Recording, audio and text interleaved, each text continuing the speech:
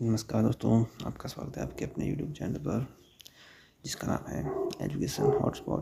तो दोस्तों, आज की इस वीडियो में हम लोग सिंधु घाटी का जो लास्ट टॉपिक है वो है दोस्तों सिंधु घाटी के विनाश के क्या कारण थे। तो इससे पहले हम लोगों ने इसके जो है तो विशेषताओं, नगर योजनाओं आदि के बारे में सब कुछ पढ़ लिया है। तो आज हम लोग इसकी विनाश के कारण के बारे में डिस्कस करेंगे। अगर आप लोगों ने वो वीडियो नहीं देखी है तो प्लेलिस्ट में जाकर जरूर चेकआउट करें। तो दोस्तों, जो सिंधु घाटी सभ्यता थी इसका जो कार्यकाल था वो था 2500 ईस्वी से 1750 ईस्वी पूर्व तक। और यह एक विकसित तथा उन्नत सभ्यता थी, लेकिन इसके धीरे धीरे पतन हो गया। विभिन्न पुरातात्विक मतलब जो साक्ष्य थे उनके आधार पर इसके विनाश के कई कारण माने गए, लेकिन जो दोस्तों कोई भी कारण था, इसका कोई भी निर्णायक कारण नहीं आज तक पता चल पाया कि किस कारण से इसका पतन हुआ है। तो चलिए आज जो भी कारण हैं आज तक जो भी विद्वानों ने बताए हैं उनके बारे में डिस्कस कर लेते हैं।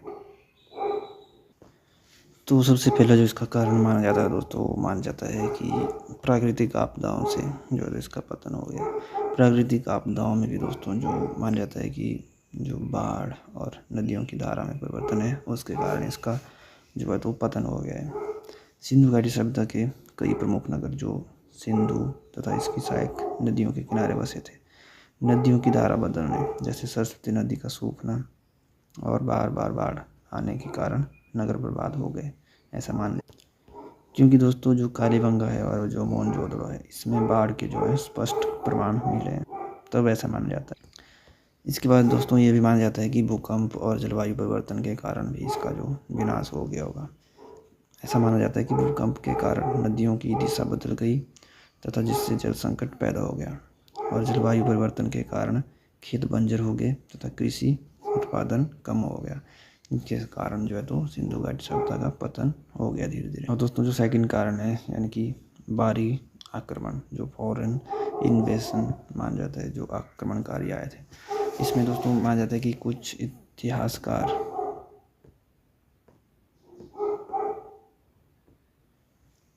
इतिहासकारों का मानना है कि जो आर्य थे, आर्यों के आक्रमण से यह सभ्यता जो है तो नष्ट हो गई।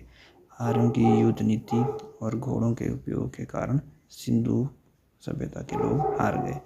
इस सिद्धांत को मोहनजोदड़ो में मिले जो कंकाल हैं उनसे बल मिलता है, यानी कि उससे जो है तो इसको माना जाता है कि ऐसा हुआ होगा कि अचानक से कोई हिंसा हुई हो, इसके संकेत मिलते हैं। और दोस्तों जो तीसरा कारण है वो है पर्यावरणीय कारण, यानी कि एनवायरमेंटल फैक्टर्स। इसमें दोस्तों माना जाता है कि जो वनस्पति विनाश है और जो कृषि संकट है उसके कारण इसका पतन हुआ है। जनसंख्या बढ़ने के कारण वृक्षों की अंधाधुंध कटाई हुई, जिससे पर्यावरण असंतुलित हो गया। ठीक है दोस्तों, पर्यावरण में असंतुलन पैदा हो गया और इसमें जो है तो जनसंख्या का भारी विनाश हो गया और सिंधु घाटी सभ्यता धीरे धीरे खत्म हो गई। कृषि योग्य भूमि की उर्वरता कम हो गई, जिससे खाद्य संकट जैसे भूखमरी वगैरह हो गई दोस्तों, तब भी इसका पतन हो गया, ऐसा माना गया। और पर्यावरणीय कारण में दूसरा जो सेकंड पार्ट है उसमें बोला गया है कि सूखा और अकाल पड़ने से, यानी कि बारिश कम होने से सूखा पड़ा और खेती पर इसका असर पड़ गया। इससे जो है तो भूखमरी हुई और लोगों ने यहाँ से पलायन कर दिया, जिस कारण नगर धीरे धीरे खाली हो गया और सिंधु घाटी सभ्यता का अस्तित्व खत्म हो गया। और फोर्थ नंबर पे दोस्तों की व्यापार और आर्थिक संकट, यानी कि सिंधु घाटी सभ्यता का जो व्यापार था जो कि मेसोपोटामिया और अन्य क्षेत्रों से होता था।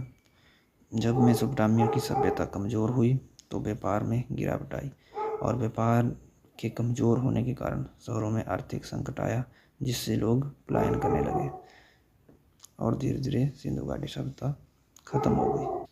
इसके बाद दोस्तों जो लास्ट और फिफ्थ पॉइंट है, इसके बाद जो लास्ट में दोस्तों हमारे पास फिफ्थ पॉइंट है वो है कि सामाजिक और आंतरिक समस्याएं।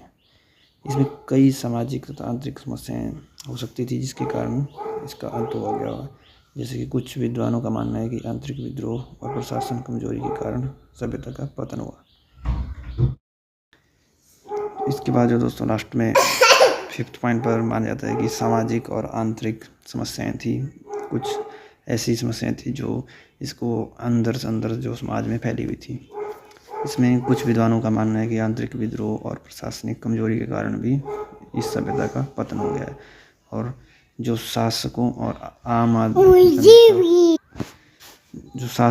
आम जनता के बीच असंतोष बढ़ने से इनके जो नगर थे उनका भी पतन हो गया धीरे धीरे।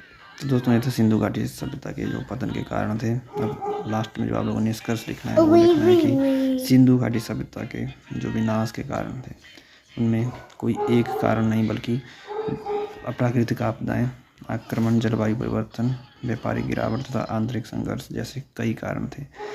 धीरे धीरे लोग इन नगरों को छोड़कर गंगा घाटी तथा अन्य क्षेत्रों में बसने के लिए चले गए। तो दोस्तों, लास्ट में डिस्कस कर लेते हैं कि आपको जो एग्ज़ाम में लिखना है उसके लिए आपको क्या याद रखना है मेन इसमें। दोस्तों, सबसे पहले आपको याद रखना है कि बाढ़ और नदियों की जो दिशा परिवर्तन हुआ था उससे कारण हुआ होगा इसका जो पतन है। और इसके बाद आर्यों का जो आक्रमण था उसका सिद्धांत भी आपको याद रखना है कि आर्यों ने क्या क्या किया था, कैसे जिस कारण इनका जो तो पतन हो गया वो किस प्रकार से इसके ऊपर हानिकारक साबित हुआ। और जो कृषि संकट और व्यापार गिरावट है वो भी आपको माइंड में रखना है कि इस कारण से भी इसका पतन हुआ होगा। और जो जलवायु परिवर्तन और सूखा पड़ा था उसके कारणों को भी आपने याद रखना है कि इस कारण भी सिंधु घाटी सभ्यता का अंत हुआ है। तो ठीक है दोस्तों, थैंक यू, आपका बहुत बहुत धन्यवाद, आपने इस वीडियो को एंड तक देखा। और अगर आपको वीडियो पसंद आई है तो इसको अपने दोस्तों के साथ शेयर करना है और चैनल को सब्सक्राइब करना है। धन्यवाद।